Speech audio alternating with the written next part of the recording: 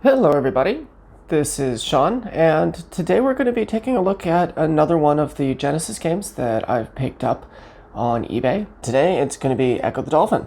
The reason why I picked this one up is basically I played it a bit when I was a kid. It was on my Genesis we had back then that broke. I never actually got to finish this game, and I never actually figured out quite the controls or really got far in it because it was super hard. But I do have good memories of it, and I have always wanted to pick it up again and had that opportunity. So I have it here. We can go forward and take a look at the case at first. Nice art at the front. I'm assuming that's going to be Ecco the Dolphin. It's got the little stars on his head. There's some sharks in the background, and that nice classic grid pattern from these classic games with that Sega seal of quality. Going to the back, we've got a few pictures of gameplay for us. And then this description here that you are Ecco, a powerful young dolphin. Mysterious storm has swept your family from the sea. The search to find them will take you through vast underwater realms of treachery, beauty, and adventure. Use your sonar to discover hidden caverns and unlock the secrets of crystal glyphs. Charge packs of bloodthirsty sharks. Dive deep, but don't linger too long because you're a mammal and need air to breathe.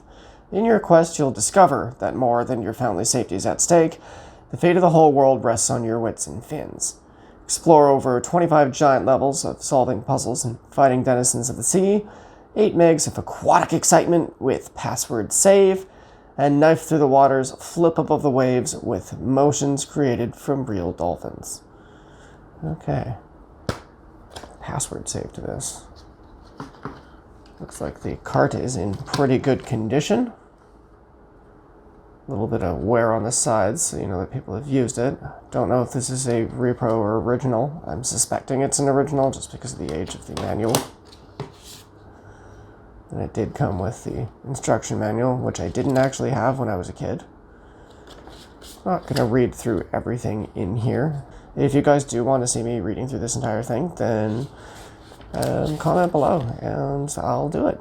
I'll do that for you guys. But for now, I'm just going to give you a little flip through so that you have a chance to, if you want to read this, you can pause. Take a look at some of the gameplay here. It's just teaching you how to map the place, all of the items that you have. This is information that I really wish that I had when I was a kid because I didn't have the manual, probably why the game was so confusing. Manuals, information about their families. Ooh, it's basically a bunch of info about dolphins. Dolphin facts. Ah. Dolphin facts. And then there are clues. Oh, sweet. And places to put your passwords. And some cartridge information and the credits. Okay. That's the manual, which really wasn't what I'm mainly here for. Time to move over to the Genesis and give this a shot. Test this out. Looks clean. Hopefully the gameplay will be fun. I'll see you there.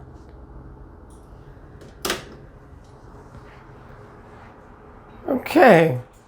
And we have got the game loading up now on our Genesis. Got that wonderful Sega logo popping up. And here we are, right into the game's intro. It's a colorful game that uses a lot of shades of grays and blues that unfortunately sometimes don't seem to appear on my camera. I'm still working on getting myself an actual video capture card so that I can do this directly through there. Hopefully I won't have any problems this time, and we'll be able to see everything. Let's hit the start button here and get right into gameplay. It jumps straight in. If you go left, you're in the password manager. If you go right, you are into gameplay. So let's get into there.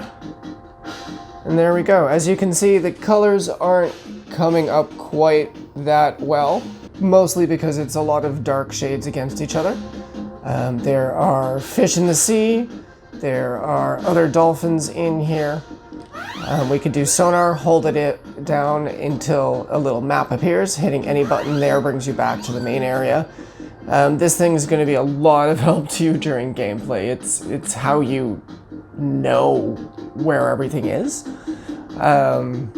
You can use it also as like a small attack or to call to people. B button zooms, that's how you jump. And the C button, I'm not really sure what it does. Maybe it just, oh, it just seems to swim faster. Okay, and then B to jump and flip. Anyway, the game has you going through a lot of these water-based environments because you're obviously a dolphin. Fighting off enemies, sharks, fish, I think it's even aliens at one point, but I never got that far in the game myself. And then, like, it just has a really high difficulty level, and a lot of nostalgia for me. There we go. Zoom up the brightness and we can kind of see more underwater. Let's see if I can get it to trigger its cutscene. There we go. This is the start of the game. All the other fish in the ocean get sucked up into there on you. And then there's really no one else left and you're on your own to explore and try to figure out what's going on. So we're having a hard time adjusting all the brightness that you can see. Every time we auto-adjust, I lose sight of the dolphin on you guys, which is kind of what this game is all about. Dolphins. I guess we can... Okay, you can talk to them by using your sonar. And you can slowly pierce together the story. Those jellyfish are an enemy. And I think I can attack them by zooming into them, but I'm not coordinated enough.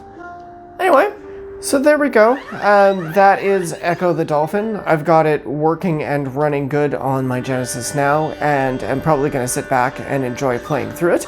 Meanwhile, if you guys liked this video and want to see more like it, please check out my other ones, like and subscribe, share with your friends, and have yourselves a great night. Goodbye.